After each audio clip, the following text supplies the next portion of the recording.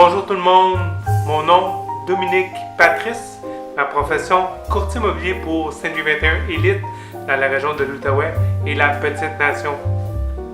La raison de mon vidéo aujourd'hui ou le pourquoi, une aide pour aider à prévoir les dépenses prévues suite à une transaction qui va bien se dérouler et même peut-être d'aider les premiers acheteurs et même les acheteurs plus aguerris qui pourraient oublier les choses avec le fait qu'ils soient excités de la transaction, qu'ils veulent la maison puis qu'ils oublient de faire un calcul puis se ramassent avec des dépenses non prévues. Comme dans raison, quand on achète une maison, on a notre mise de fonds à calculer, il n'y a pas de problème avec ça, 5% de mise de fonds minimum. Frais de notaire, le frais de notaire 12, 13, 1400$ à prévoir aussi qui va être à débourser à l'achat exactement.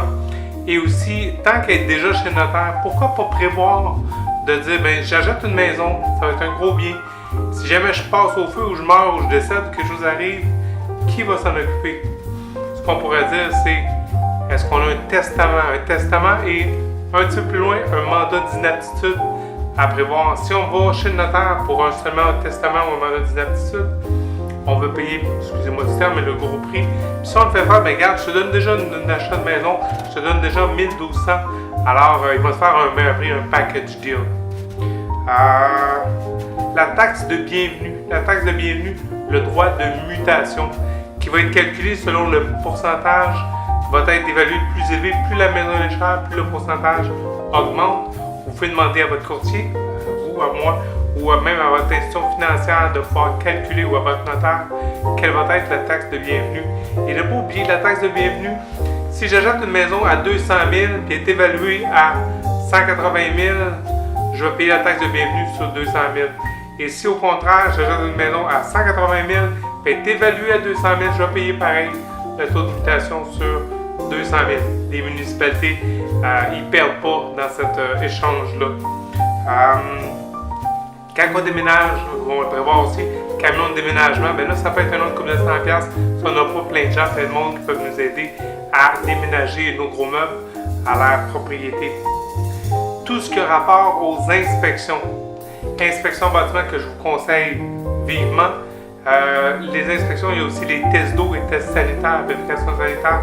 Pourquoi on achète une grosse propriété? C'est un des plus gros achats de notre vie. Et puis, ça serait important là, de dire, ben ma propriété, j'achète clair de tout mot de tête futur. Inspection bâtiment, 4 à 500$. Test d'eau pour la qualité de l'eau, plus ou moins 40$. Test de quantité d'eau peut être fait aussi, on voit ça moins souvent, mais ça pourrait être fait. Et une inspection sanitaire. Pourquoi une inspection sanitaire? On a des propriétés qui peuvent avoir 20, 30, 40 ans avec un système sanitaire qui a toujours bien fonctionné. Si on veut revenir avec un recours sur l'ancien propriétaire, le gouvernement du Québec dit que c'est 15 ans. Après 15 ans, le système sanitaire ne rentre plus dans les cadres de la vie durable. Alors, inspection sanitaire, vidange, passer les caméras des tuyaux et tout ça, plus ou moins 4 à 500$ encore. Alors, c'est important de bien tout se protéger. Quand on achète une propriété et qu'on est toujours propriétaire de notre maison, on va avoir un délai avec les deux maisons. On va avoir le temps de déménager nos choses, peinturer, l'aménager notre goût. On appelle ça, la banque va nous prêter, parce qu'on a déjà fait propriétaire d'une maison, et elle nous prête l'argent pour la deuxième maison. On appelle ça un bridge ou un pont en français.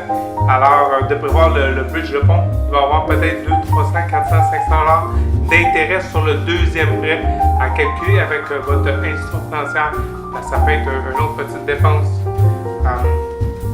Tant qu'à s'acheter une nouvelle maison et de regarder tout le temps la maison clé en main, pourquoi pas regarder aussi de dire, mais si j'achète une maison, mettons je suis qualifié pour 200 000 et puis j'en ai une super belle, elle fait mon affaire, mais il manque une chambre au sous-sol, mais elle est 175 000. Vous pourriez, au lieu de dire, mais j'achète, je mets 9 500 de mise de fonds, puis il va falloir que je sorte un autre de 10 000$ pour se finir le sous-sol. Pourquoi pas dire, mais je vais faire un plan réno. Ils vont vous financer jusqu'à 200 000, c'est ce que vous êtes qualifié. Avec preuve de facture et de dépenses, ils vont pouvoir vous financer votre prêt de 175 000, plus un autre 5, 10 000, 15 000 de plan de rénovation pour une cuisine, une salle de bain, des choses comme ça, qui va faire que vous allez avoir à l'absorber sur votre 25 ans de prêt. Tout ce ce qui est branchement d'Internet, branchement de câble, téléphone, Vidéotron. Pourquoi prendre le temps de tout faire ça? Pour pas avoir de mauvaises surprises, surtout des surprises monétaires. Je sais, je suis le premier quand j'ai des surprises monétaires, ça cause des conflits, c'est t'aurais dû penser, t'aurais dû ça, pour éviter tout ça. Alors protégez-vous, prenez le temps de faire un double check, un double list, prenez le temps de demander conseil à quelqu'un, prenez le temps de parler à votre courtier immobilier pour lui demander. Puis quand ça a le lien avec l'argent, en tout cas, je ne sais pas pour vous, mais pour moi, c'est essentiel. Fait que prenez le temps de vous aider et de bien faire les choses, parce que quand on achète une maison, l'erreur qu'on fait, c'est qu'on arrive à la propriété, waouh, elle est belle, le terrain, c'est super beau, c'est super grand. En fait, tu as oublié de calculer, tu avais oublié de calculer, ça va coûter 400$ par année de payer à court avec la neige d'hiver. Mais oui, pourquoi? Parce que t'es excité, tu l'aimais à la maison. Fait que pensez vous sécuriser, prenez le temps d'un step back sur reculons et de poser des questions aux bonnes personnes. Alors, si ça vous a aidé cette vidéo-là, partagez-la, commentez-la. On ne sait pas, ça peut aider quelqu'un d'autre. Merci et à bientôt pour une nouvelle capsule.